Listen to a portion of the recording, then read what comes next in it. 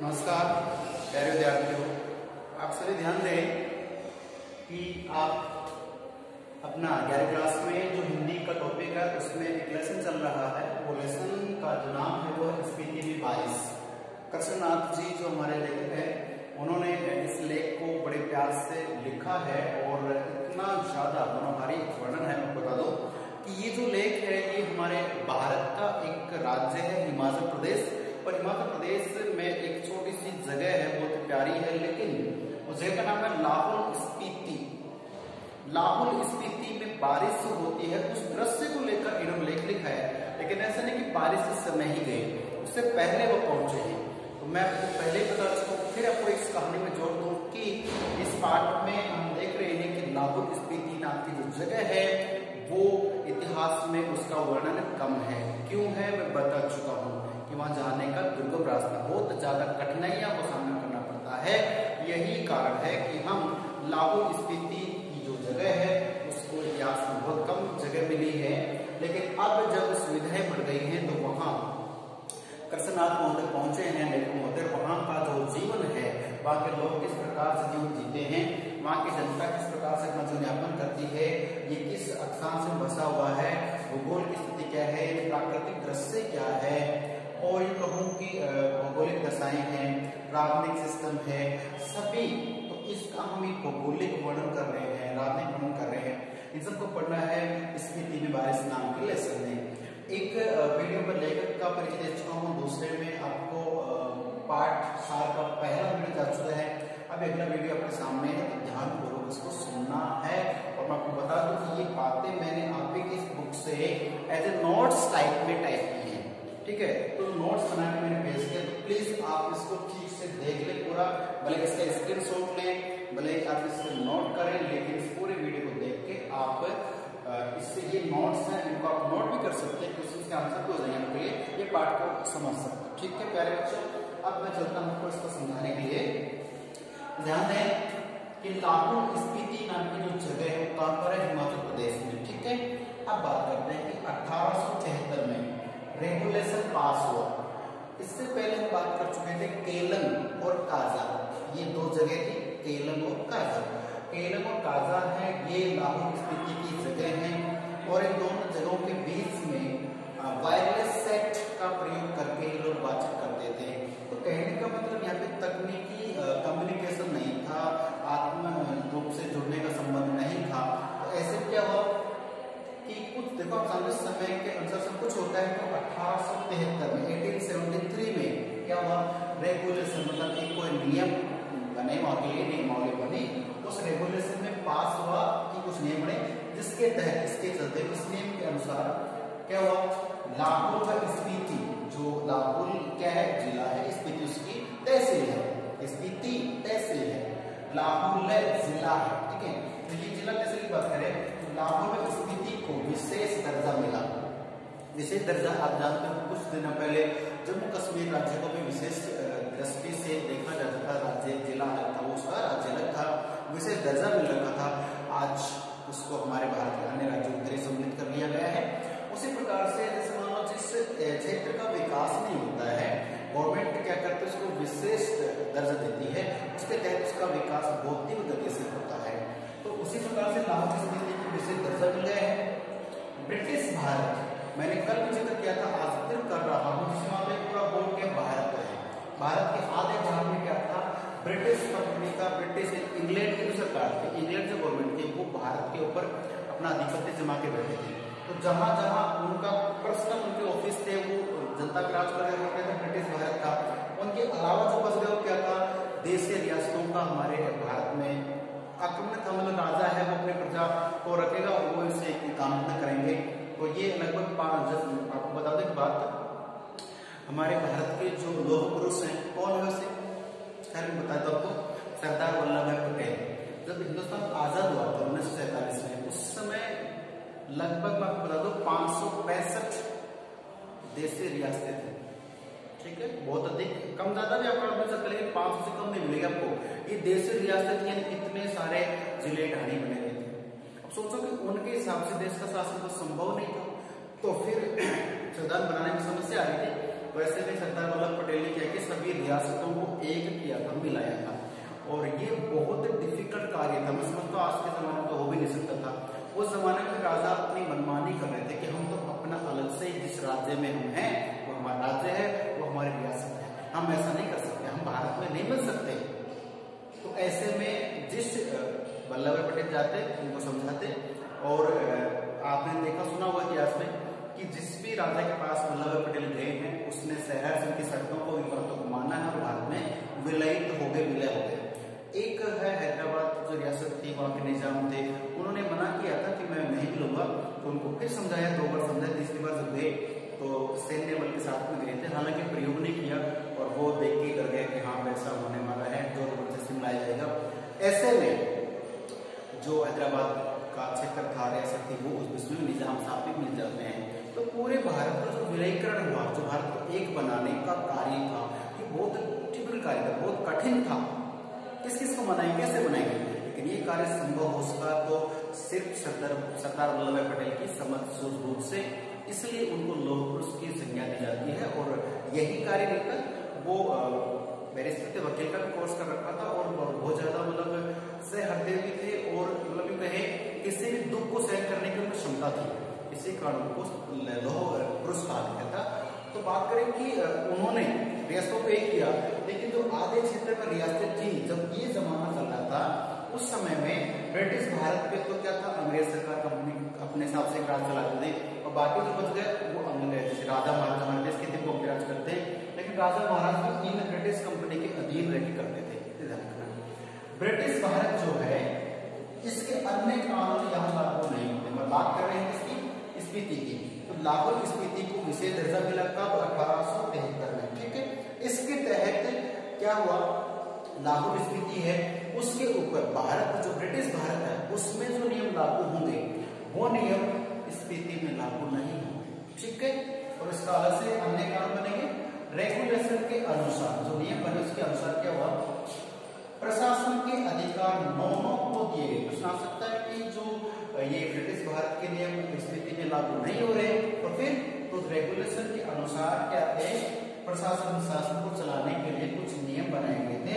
उन नियमों को जो अधिकार है चलाने को किसको दिया, नौ का एक अधिकारी होता था उसको नौ कहा गया है, नौ को दी थी स्थिति में शासन चलाने के पूरे अधिकार किसके दिए, इस नौ को दी थी, ठीक है। अब बात करते हैं कौन कौन से नियम लागू करता था, कौन कौन से कानून ये हाथ में लेता था। तो एक तो मैंने कहा कि माल गुजारी इकट्ठा करना, थोड़ा शॉर्ट में लिखा, ध्यान से पढ़ना है, माल गुजारी इकट्ठा करना, ठीक है। फिर फौजदारी मामले, तो फौजदारी मामले आपको बता थोड़ा सा, कोर्ट में 2 प्रकार के मामले माने जाते हैं। एक होता है फौजदारी मामला, एक होता है दीवानी मामला। दीवानी का मतलब हाँ मुझे पता है, आप जो फिल्मी स्टाइल में बोल रहे फिल्म दीवानी वो नहीं है, ठीक है। जैसे मान तो मीरा है, कृष्ण प्रेम में कृष्ण की दीवानी थी, वो बात अलग है। लेकिन यहाँ मैं आपको बताता हूँ कोर्ट में 2 मामले होते हैं, एक होता है फौजदारी, एक होता है दीवानी मामले। दोनों मामलों के तहत ही कोर्ट में कार्रवाई होती है, मामले दर्ज किए जाते हैं। सीधी सीधी बात कर लेते हैं। आपको ध्यान रखना है कि माल गुजारी इकट्ठा करना मतलब अपने राज्य से दूसरे राज्य में अगर सामान जाता है, अपने जगह से दूसरी जगह सामान जाता है तो उस पर टैक्स लेते हैं, आकाश पर टैक्स लेते हैं, तो वो माल गुजारी, माल को भेजना लाने में पैसा लेते हैं, टैक्स लेते हैं, चुंगी लेते हैं, उसको कहते हैं माल गुजारी इकट्ठा। ये काम भी कौन करता है, नौ करता था स्थिति में। एक फौजदारी मामले, फौजदारी का मतलब होता है कि आप या हम किसी व्यक्ति को शारीरिक रूप से नुकसान पहुंचाते हैं, मारधाड़ हो जाती है, किसी का सिर तोड़ दिया, हाथ पैर तोड़ दिए या जमीन का झगड़ा, तो जो झगड़े प्रसाद शारीरिक रूप से होते हैं उनका जो केस होता है, केस दर्ज किया जाता है फौजदारी मामले के तहत। तो लड़ाई झगड़े जो सीना झगड़े होते थे ये मामले किसके तहत आएंगे, फौजदारी मामले के तहत आएंगे, अलग से प्रश्न आएगा। और ये मामले और माल बनाने करना ये 2 नियम थे, इसको कौन कौन ले रहे हैं, नौ कार्य करता था, ठीक है।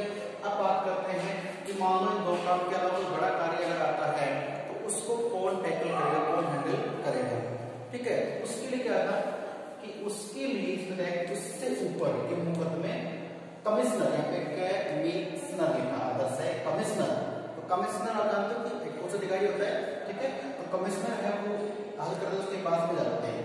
देख लो कि ये जो 1873 में रेवोल्यूशन पास हुआ, इसके तहत लाहौर स्पीति को विशेष दर्जा मिला है और दर्जे में कुछ नियम मिले हैं।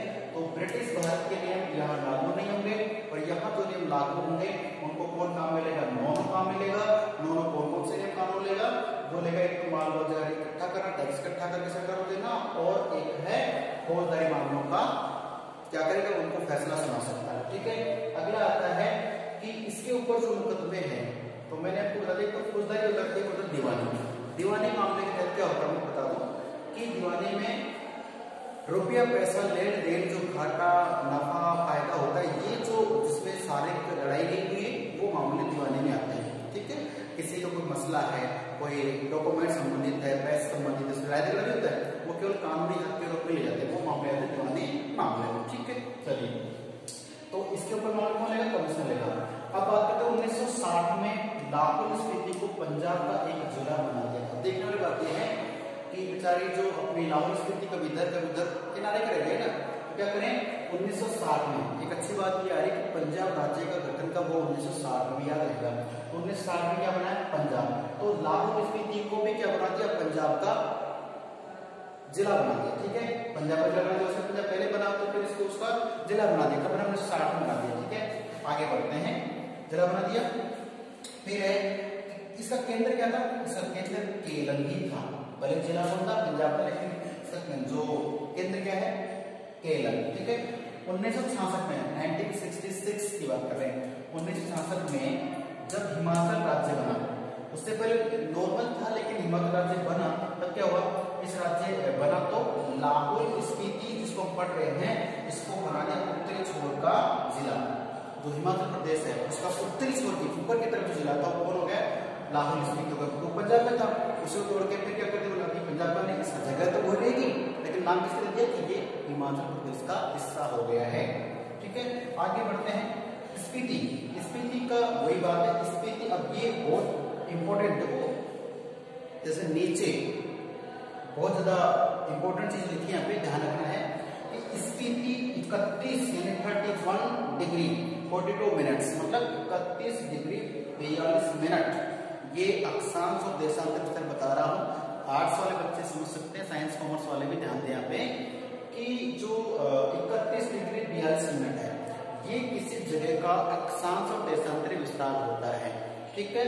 और ये समझाने के बाद मैं आपको अपने राजस्थान और भारत का भी पूछने वाला हूँ, ठीक है, ध्यान देना है। 31 डिग्री 42 मिनट उत्तरी अक्षांश से 32 डिग्री 59 मिनट, ये ऐसे डेसिमल इसको मिनट कहते हैं, ठीक है, इकाई परसेंट में। तो 32 डिग्री 59 मिनट यानी कि 32 डिग्री 59 मिनट उत्तरी अक्षांश तक, ठीक है, ध्यान रखना। उत्तरी अक्षांश से उत्तरी अक्षांश तक ये मैं समझाऊंगा आपको बाद में। तो 31-42 से 32-59 उत्तरी अक्षांश तक तथा 77 डिग्री 26 मिनट ये पूर्वी देशांतर से 78 डिग्री 42 मिनट पूर्वी देशांतर तक, ये 4 इकाइयां आपको याद होनी चाहिए, ठीक है। तो इसके मध्य स्थित लाहौल स्पीति जो है वो है, ये आप नेट पे सर्च करें, बुक में पढ़ें, कोई दिक्कत नहीं, लिखा हुआ है। पहले बच्चे ध्यान दो, ये बहुत इंपॉर्टेंट चीज है और बड़े से बड़े एग्जाम्स में इनको पूछ लिया जाता है कि राजस्थान है, राजस्थान किस अक्षांश और देशांतर के बीच बसा हुआ है, भारत किस अक्षांश और देशांतर के बीच बसा हुआ है। ये पॉइंट ज्योग्राफी एसएसटी का है, लेकिन हम सबको याद तो होना चाहिए ना कि जिस संसार में बसे हुए हैं वो कौन सा है। तो यहाँ मैंने लाहौल स्पीति का बताया है, अक्षांश से अक्षांश और देशांतर से देशांतर रहेगा, तो मैंने आपको बताया है। अब बात करेंगे राजस्थान राज्य की, तो राजस्थान है वो किस किस अक्षांश में बसा हुआ है, ये ध्यान रखना है। आपको मैं हिंट दे देता हूँ थोड़ा सा ना, जैसे 23 डिग्री 3 मिनट उत्तरी अक्षांश से 23 डिग्री 12 मिनट उत्तरी अक्षांश तक, 23-3 मतलब कितना है 23 से 3, तो 23 डिग्री 3 मिनट, ठीक है, 23 डिग्री 3 मिनट में बात करें हम, ठीक है। तो 23 डिग्री 3 मिनट उत्तरी अक्षांश से 30 डिग्री 12 मिनट उत्तरी अक्षांश तक, ये राजस्थान का अक्षांश विस्तार हो गया। अब बात करें पूरी से पूरी बात करें तो 69-30 से 69-30 69.30, 69-30 से 78-17 पूर्वी देशांतर, ये राजस्थान का है। अब चलो मैंने आपको राजस्थान का बता दिया, सो प्लीज अब भारत का याद करेंगे, ठीक है। अब प्लीज कंफ्यूज मत होना, भारत का अलग है, राजस्थान का अलग है। ये अक्षांश और देशांतर विस्तार होता है, ये आपको किसी भी एग्जाम में पूछ लिया जाता है, आप इससे इंपोर्टेंट मान के याद कर लें, ठीक है। तो प्यारे बच्चों, लाहौल स्पीति का अक्षांश देशांतर तामिल क्या है, राजस्थान का मैंने आपको बता दिया है। भारत का सर्च कर लेना, नहीं आए तो मैं बता दूंगा, ठीक है। 23 डिग्री 3 मिनट उत्तरी अक्षांश से 30 डिग्री 12 मिनट उत्तरी अक्षांश तक अक्षांश हो गया। 68 डिग्री 69 डिग्री 30 मिनट से 78 डिग्री 17 मिनट पूर्वी देशांतर तक, ये राजस्थान का अक्षांश देशांतर विस्तार है, इसमें बसा हुआ है, ठीक है। और ये आपके सामने था, और इसका कुछ भाग बच गया जब आपको नेक्स्ट वीडियो में बताऊंगा, समझाऊंगा। तब तक के लिए नमस्कार, धन्यवाद आपको, और आप अपने आप को सुरक्षित रखें और पढ़ते रहें, मुस्कुराते रहें। धन्यवाद।